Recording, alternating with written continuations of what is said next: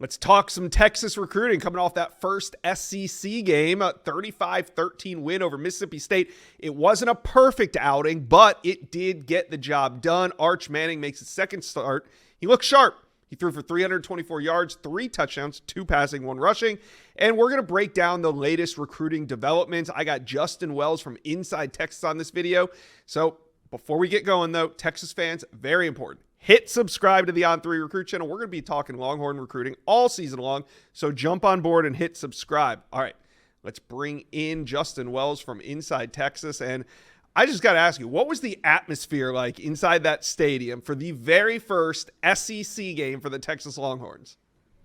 You know, Josh, they were pretty hype. From the fans to the players to the coaches to the recruits. It was a pretty hype atmosphere. 100,000 strong. Bringing on the Bulldogs from Starkville. It wound up being a pretty good game, actually. Texas obviously pulled away late and kind of left them in the dust. But, hey, it was a buildup of about 3 years from that last summer in July 2021 when we found out that Texas was moving to the SEC. It was the culmination of all of that work and effort and resource kind of being put in motion. You got to see the SEC logo on the field, and it became real on Saturday because they wound up hosting a handful of pretty nice recruits, and that's the way you open up SEC play for the Texas Longhorns. Yeah, and if we've seen anything with SEC play, a win is a win is a win, and any way you can come out of that thing a victorious program, you'll take it. So we want to talk about a couple notable visitors on campus, and I want to focus in on wide receiver Dalen McCutcheon, and it's interesting because he's committed to FSU. He was in Austin while the team he's committed to was playing SMU and getting a beat down, mind you. Dalen McCutcheon, though, he's on the sidelines in Austin watching Arch Manning go off. What are you hearing on this recent visit from McCutcheon? Yeah, McCutcheon was actually closer in proximity to the committed team he was at. He's a Lucas Lovejoy 4-star, 5'11", about 180 pounds. I talked to him last night, and I caught up again with him this morning for a little bit of post-game wrap. Him and Chris Jackson, the wide receiver coach at Texas, have been getting closer. Texas really likes McCutcheon. They liked him in the summertime. I just felt like Florida State had built that earlier foundation. They had solidified that a little bit sooner in the recruitment, and I think that's why he ultimately picked the Seminoles. But that didn't stop Texas. They think McCutcheon is the perfect complement to Jamie French and Kalik Lockett, the 2 5-stars committed in the 2025 class. McCutcheon had a blast. He thought the atmosphere was electric.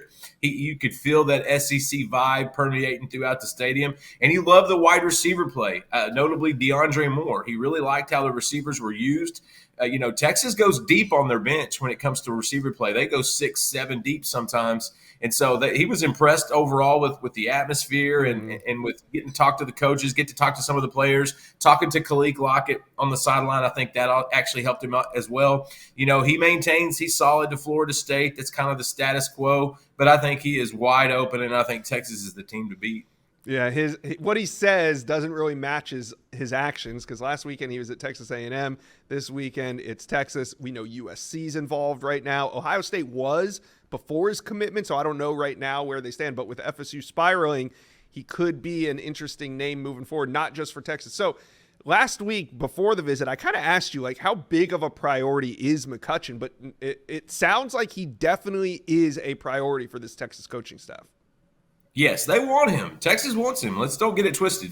They want at least 3 wide receivers in this cycle, maybe even 4. If they can get that number to 4, they're going to do that. Michael Terry, the 5-star athlete out of San Antonio Alamo Heights, who's going to be on campus October 19th, he might fall into one of those receiver categories as well. But they want at least 1 or 2 more pass catchers, and they love McCutcheon. They really think he is a very complete wide receiver. He does everything pretty damn well. And I think that's what kind of, sticks out about Sark and the offense and things of that sort. Not to mention he's playing for Todd Dodge at Lucas Lovejoy now. And so he's getting an early dose of what wide receiver play is going to be at the next level. Look, Texas wants him. They're not beating around the bush. They're not hinting.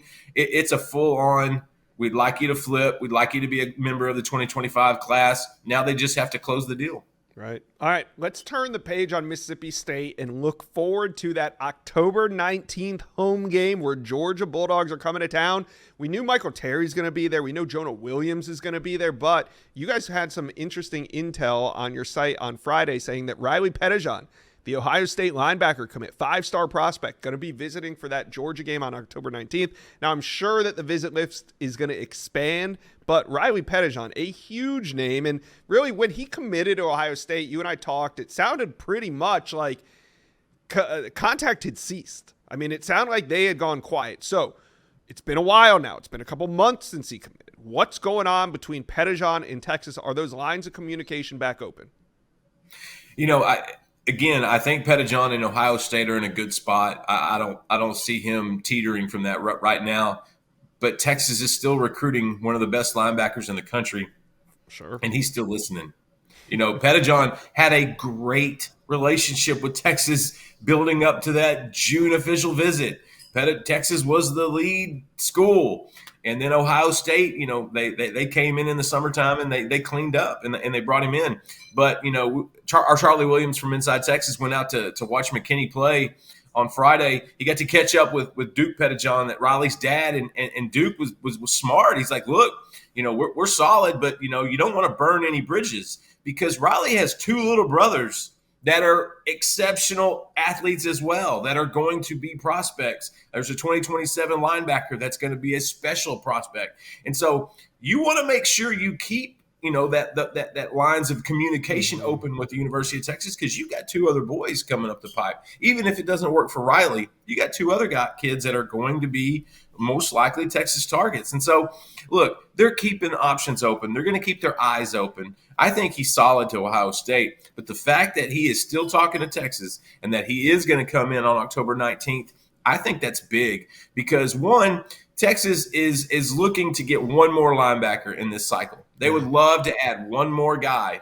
They're talking to Nathaniel Owusu-Boateng out of IMG. They really like Madden Ferrimo out of California, who was actually at Notre Dame this weekend. But if they could flip Pettijohn, originally that was the goal.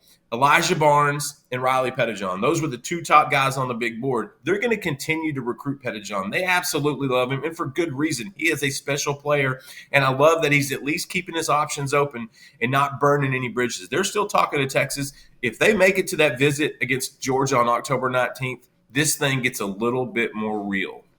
You can hear Texas recruiting getting a little more exciting each week. Justin Wells, thanks for stopping by. Texas fans, talk to us. How you feeling about these flip targets? Dalen McCutcheon, Riley Pettijohn coming up into this October 19th weekend.